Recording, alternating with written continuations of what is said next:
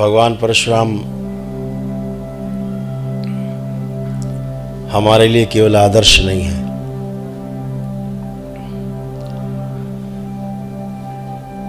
भगवान परशुराम केवल एक विचार नहीं है,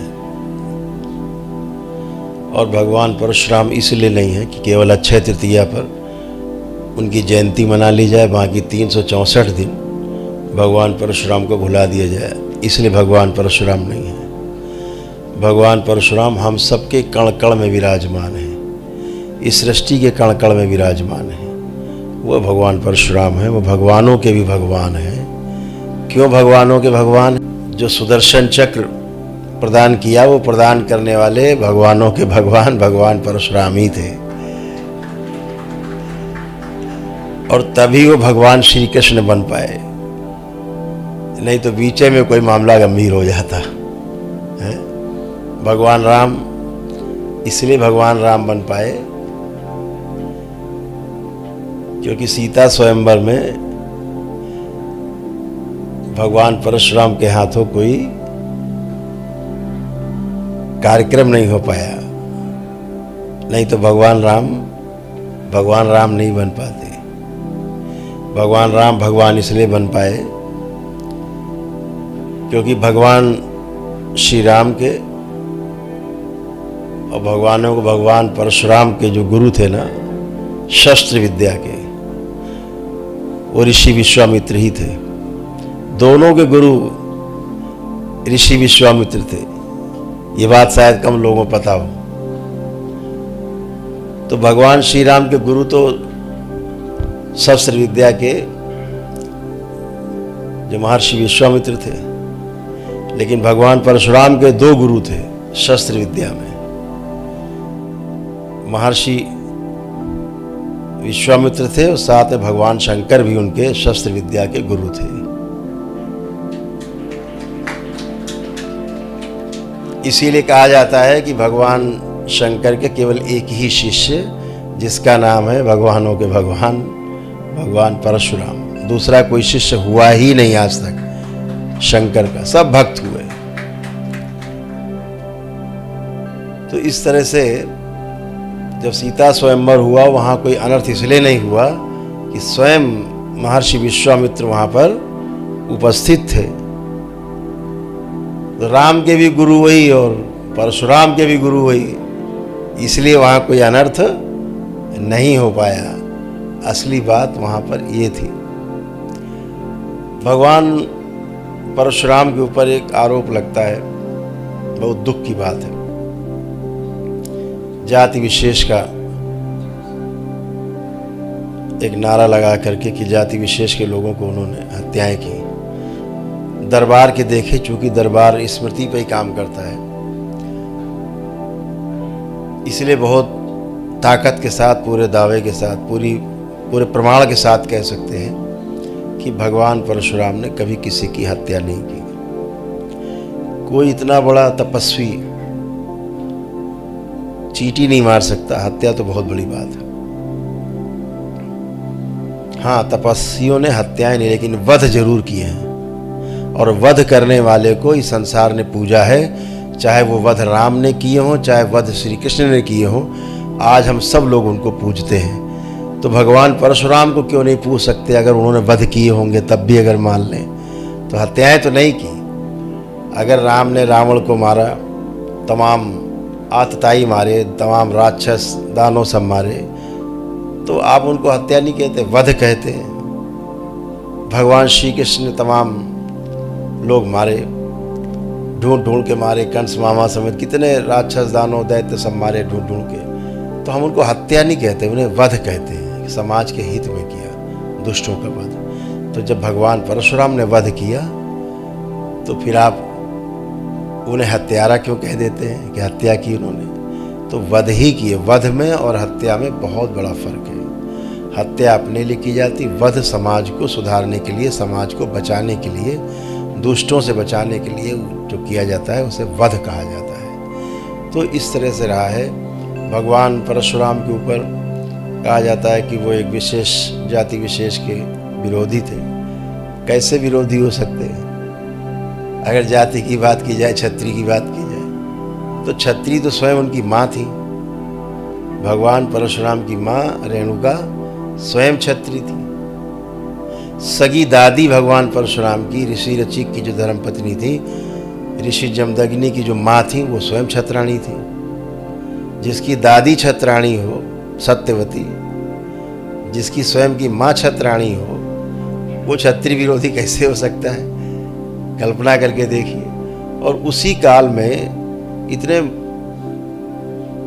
बड़े बड़े विद्वानों के साथ में सूरवीर भी थे, बहुत ताकतवर लोग थे, लड़ाकू लोग थे, विश्वामित्र जैसे लोग भी थे।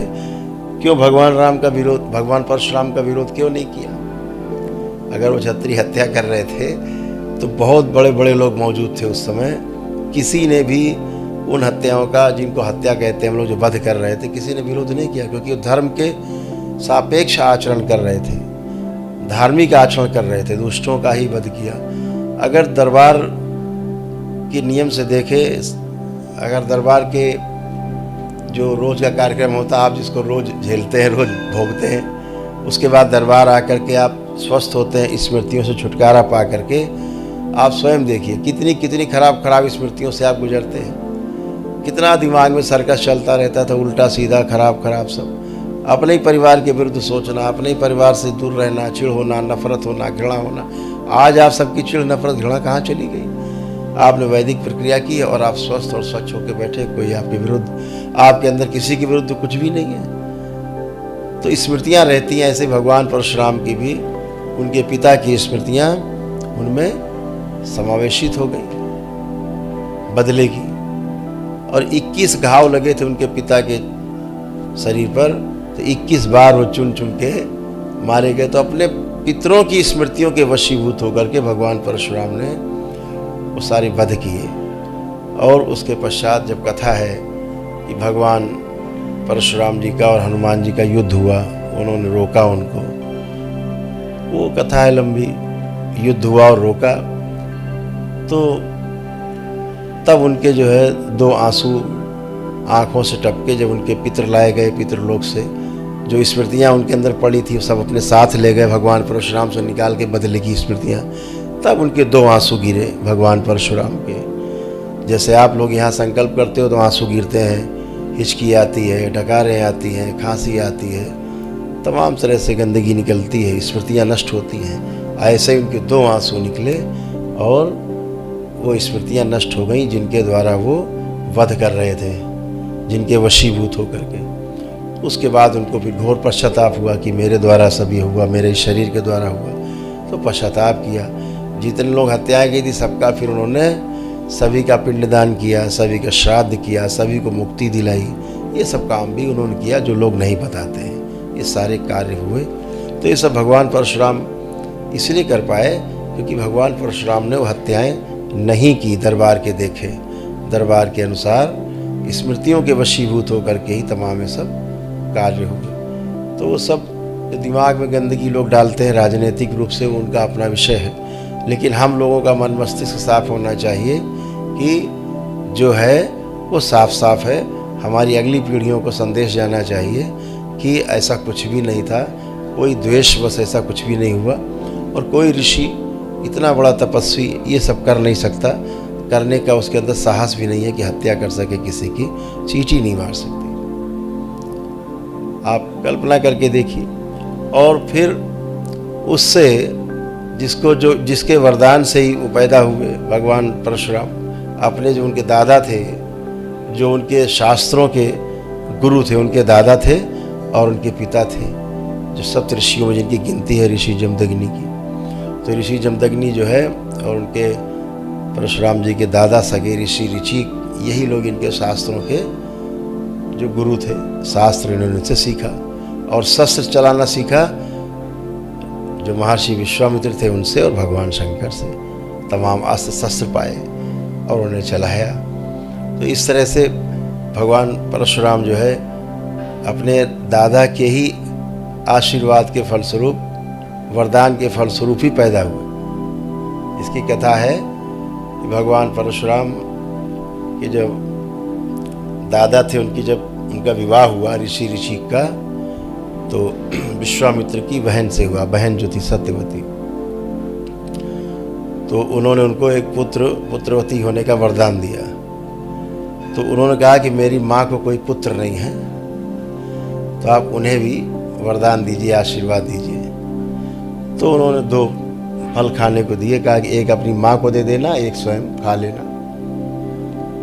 दोनों को आशीर्वाद दिया।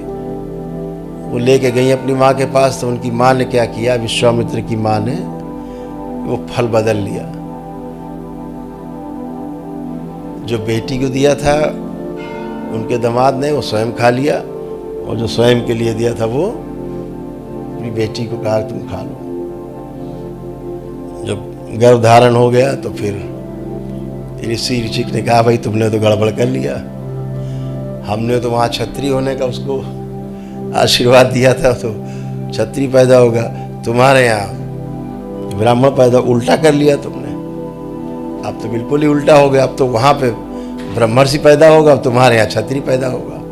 ऋषि जमदग्नि जो पैदा होंगे वो क्षत्रिय होंगे, क्षत्रिय गुणों से भरे होंगे, और जो वहाँ पैदा होगा यानी विश्वामित्र पैदा हुए तो ऋषियों के गुणों से भरा हुआ होगा। तो उल्टा कर लिया। तो रोने लगी उनकी धर्मपत्नी, ऐसा ना करिए, हम चाहते हैं कि हमारे यहाँ एक बहुत आप ही की तरह बिल्कुल ब्राह्मणों का जो वो हो, गुणों से भरा हुआ हो, ब्रह्मज्ञानी हो, वही हमारे गर्भ से हो। तो उन्होंने कहा हम इतना तो कर सकते हैं भाई कि ये जो इस बार तुमसे पैदा होना था, तुमसे ना हो करके अगली पीढ़ी में पैदा होगा, लेकिन पैदा क्षत्रिय होगा वो, ये ध्यान रखो। उन्होंने कहा ये स्वीकार है। तो ऋषि जमदग्नि पैदा हुए, ऋषि थे, लेकिन उधर भी ऋषि हुए, विश्वामित्र जी पैदा हुए। ये कथा है उसकी। तो ऋषि के आशीर्वाद से ही जो उनके साले हुए रिश्ते में, भगवान परशुराम के वो भी दादा ही कहलाए, विश्वामित्र जी भी, क्योंकि उनकी सगी दादी के भाई थे, है ना। तो वो इस तरह कथा है। फिर अगली पीढ़ी में भगवान परशुराम पैदा हो गए, क्षत्रिय गुणों से भरपूर। तो इसमें भगवान परशुराम का क्या दोष है, ये तो आशीर्वाद के वरदान के फलस्वरूप उनका जन्म हुआ, और वही गुण उनमें सबसे आगे थे, सर्वश्रेष्ठ जो थी वो ऋषि मुनियों के आशीर्वाद से, वरदान से हुआ। तो इस बात को, कथा को नहीं समझते कि उनका रिश्ता कितना गहरा था। उनके जो खून दौड़ता था शरीर में, वो ब्राह्मण और क्षत्रिय दोनों का खून था। तो कहाँ से क्षत्रिय विरोधी होते हैं, किसी क्षत्रिय ने नहीं रोका। तो उस समय भी जितने भी क्षत्रिय थे सब भगवान परशुराम के समर्थन में थे। केवल एक छोड़ के है वंशी जिन्होंने उनके हत्या की थी पिता की परिवार में। तो इस तरह से अगर देखा जाए तो जो समाज में तमाम भ्रांतियां हैं, वो भ्रांतियों को तोड़ना चाहिए। और यही केवल एक ऐसा अपराध लोगों ने बढ़ा चढ़ा के प्रस्तुत किया समाज में, नहीं तो आज हर मंदिर में भगवान परशुराम की मूर्ति होती, हर मंदिर में भगवान परशुराम की पूजा होती। और सबसे बड़ा प्रमाण अगर आपको हम दें, कोई माता पिता अपने बच्चे का जब नाम रखता है तो किसी महापुरुष के नाम पर रखता है। अगर कोई हत्यारा होता है तो उसका नाम माता पिता नहीं रखते हैं अपने बच्चे का नाम। जैसे आप लोग अपने किसी बच्चे का नाम रावण नहीं रखोगे, लगता है कि कुछ बदनाम नाम है, ये नाम ही बदनाम है, तो आप रावण नहीं रखोगे। कंस नहीं रखोगे अपने बच्चे का नाम, बदनाम नाम है ना, भले उन्होंने कोई अपराध न किया लेकिन नाम बदनाम है, तो आप नहीं रखोगे। आप राम रखोगे, कृष्ण रखोगे, ऐसे नाम रखोगे आप, अच्छे नाम। आप अर्जुन रखोगे, है ना, कर्ण रखोगे, वीर नाम रखोगे। जयद्रथ नहीं रखोगे जल्दी से, है ना, शिखंडी नहीं रखोगे। तो आप जो बदनाम नाम है नहीं रखोगे। तो जो नाम बहुत प्रसिद्ध होते हैं वही नाम लोग रखते हैं। भगवान राम जो पैदा हुए ना, उसके पहले भगवान परशुराम हो चुके थे। भगवान परशुराम का नाम राम ही था। जब परशु जो फरसा है वो लेके चलने के कारण परशुराम कह दिया गया, तो वो राम ही थे, उनका नाम राम था।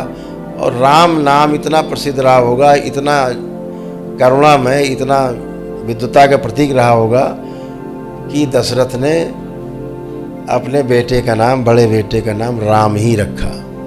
अगर वो क्षत्रिय हंता होते, क्षत्रियों के दुश्मन होते, क्षत्रियों का विनाश किए होते, तो कोई क्षत्रियों का जो सम्राट था, राजा था उस समय, वो कोई अपने बेटे का नाम राम नहीं रखता। ठीक, राम रखने का मतलब है कि वह राम, भगवान परशुराम जो थे, वह कितने प्रसिद्ध और कितने लोकप्रिय रहे होंगे क्षत्रियों के बीच में, कि स्वयं दशरथ जी ने अपने पुत्र का नाम ही राम रखा। तो ये कितना बड़ा प्रमाण है कि ऐसा उस काल में देखा जाए जिस काल में भगवान परशुराम थे। तो अगर इस तरह से वो उनका कोई चरित्र खराब होता या गलत काम किया होता तो वो नाम नहीं रखते। राजा को अपने पुत्र का नाम राम रखने के लिए बाध्यता नहीं थी।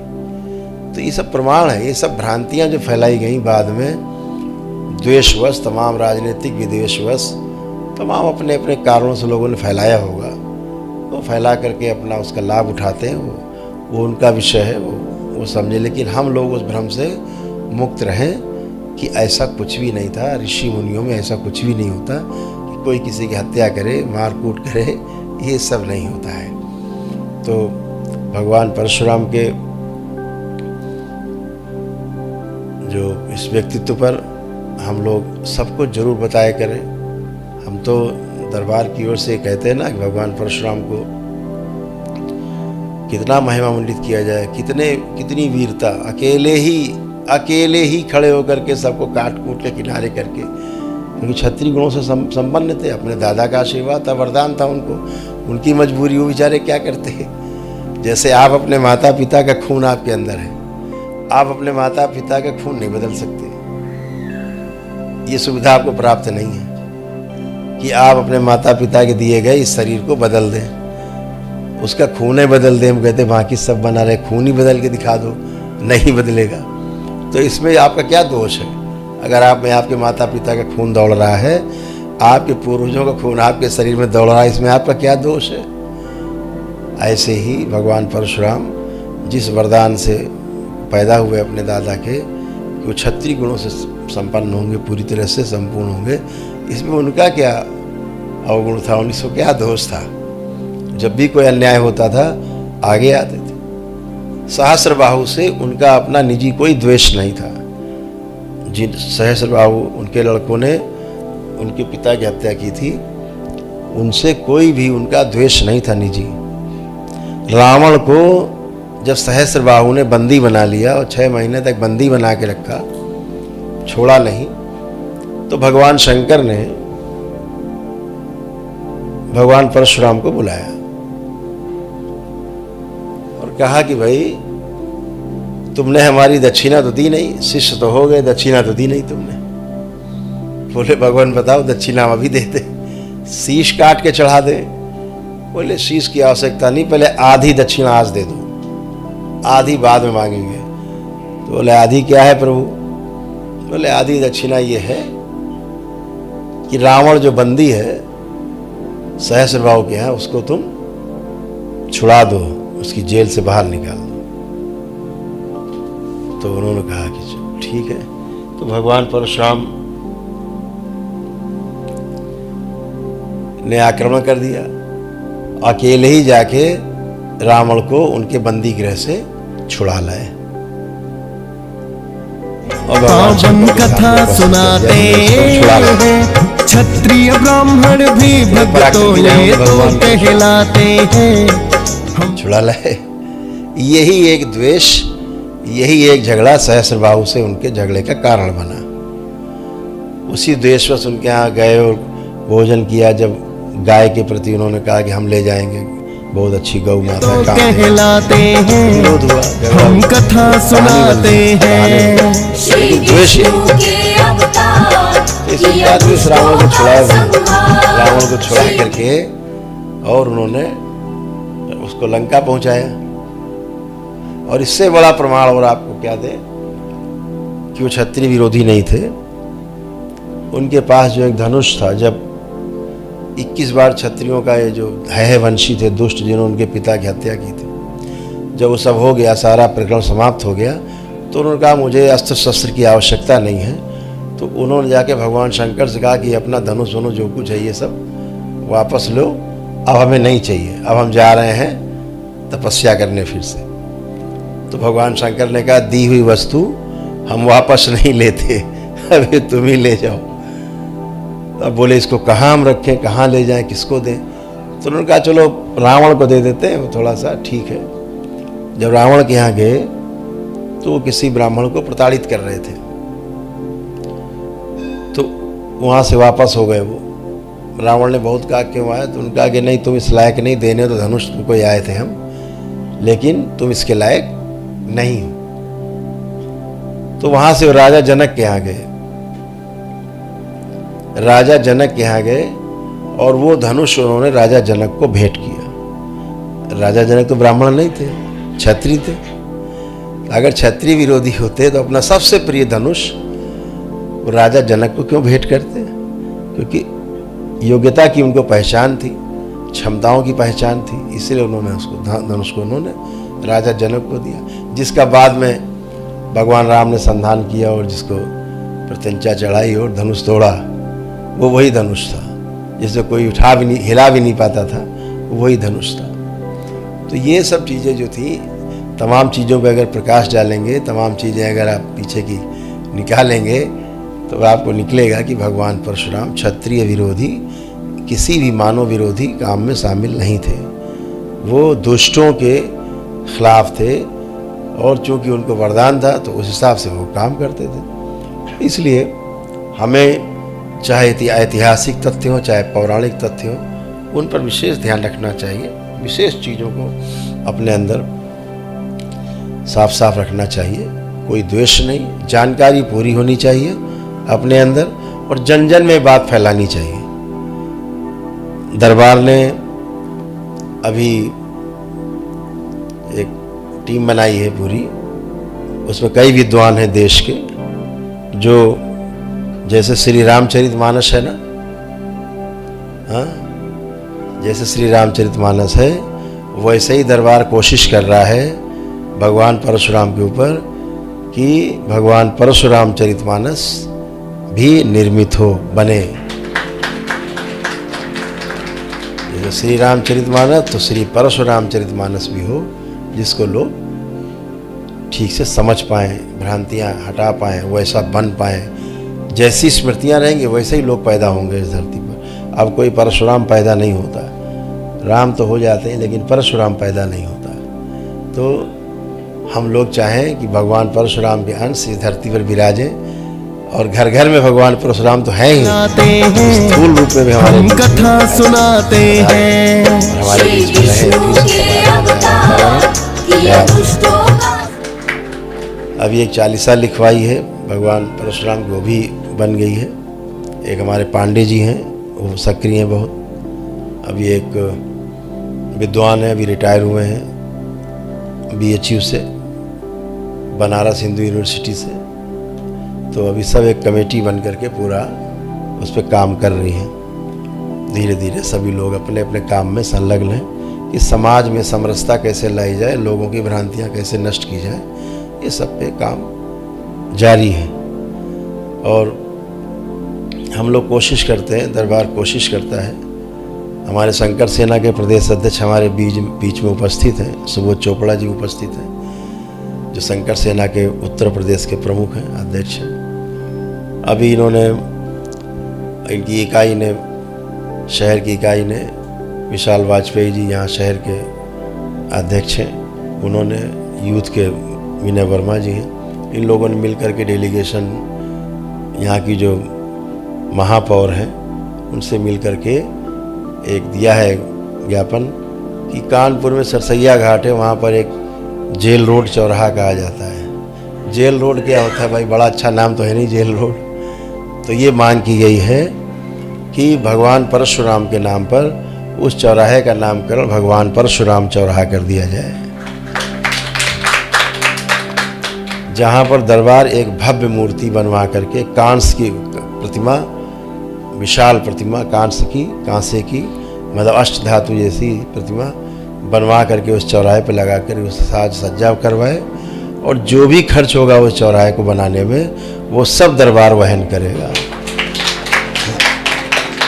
नगर निगम को वहाँ 1 रुपया भी खर्चा करने की आवश्यकता नहीं पड़ेगी, केवल कागजों पर नाम अंकित करने के लिए सदन में उसको पारित कराना होगा। इतनी सी बात है।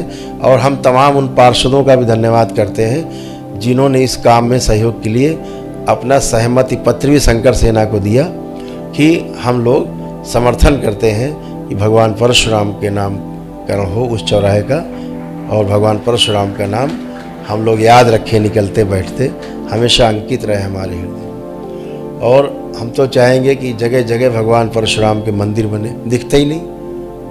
अक्षय तृतीया को भगवान परशुराम को याद कर लेते हैं, बस बात खत्म, पूजा किया, काम खत्म। अरे मंदिरों में हद हो गई।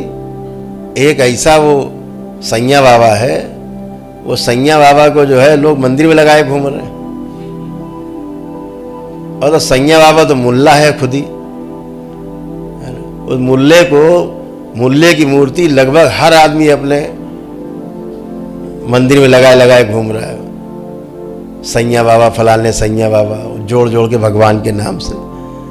अरे हम कहते सैया बाबा को उठा के बाहर फेंको, भगवान परशुराम को रखो भैया, जो हमारे आदर्श हैं उनको रखो, मूर्ति रखो, है?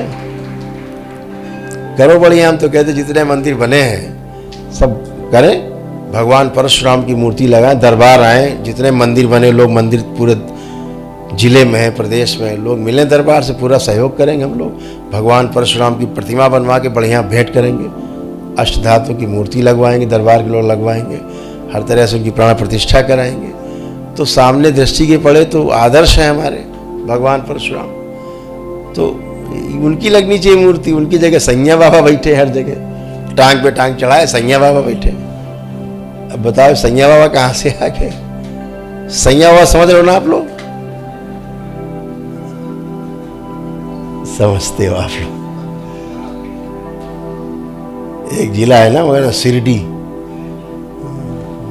तो सैया बाबा, तो सैया बाबा को जो है हटा करके भगवान परशुराम की वहाँ पर स्थापना होनी चाहिए। हर उस स्थापना में दरबार साथ, जो भी खर्चा पानी होगा सब दरबार उठाएगा। करिए, लगाइए मूर्ति, दरबार प्रतिमाएं देगा, खूब लगाइए जम के, पूरे जिले देश प्रदेश सब जगह लगाइए, बड़ी बड़ी प्रतिमाएं लगाइए। दरबार खुद बनवा रहा है, घोषणा की दरबार ने, भगवान परशुराम का विशाल मंदिर बनेगा, विशाल प्रतिमा बनेगी। तो ये सब धीरे धीरे धीरे नई पीढ़ी को समझ में आना चाहिए। समाज से द्वेष और जो जहर है उसको नष्ट होना चाहिए।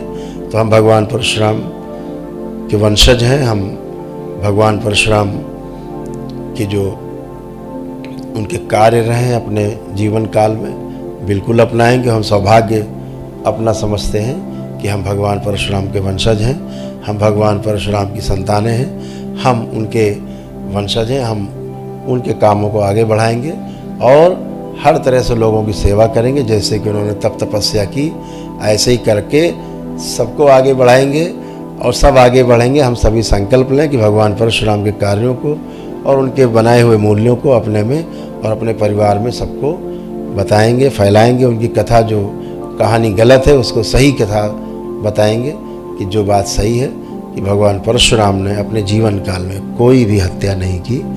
जो किया उनके शरीर के द्वारा, उनकी स्मृतियों के द्वारा वध हुआ, जो बहुत ही जायज़ था। और उस समय के जो क्षत्रिय थे, परशुराम, भगवान परशुराम समर्थक क्षत्रिय थे, जितने भी थे सब भगवान परशुराम के क्षत्रिय समर्थक थे। किसी भी क्षत्रिय राजा ने, किसी ने भी भगवान परशुराम का विरोध नहीं किया। अगर वो क्षत्रिय विरोधी होते तो बहुत लोग थे, उनसे बड़े बड़े लोग भी थे। भगवान स्वयं ऋषि विश्वामित्र थे जो उनके गुरु थे, किसी ने विरोध नहीं किया क्योंकि उन्होंने कोई गलत काम नहीं किया। इसलिए हम सब ये संकल्प लें कि हम भगवान परशुराम के चरित्र को अपने में, अपने बच्चों में उतारेंगे और हम ऐसा करके अपने समाज को और मजबूत करेंगे। इन्हीं शब्दों के साथ हरि हर खुश।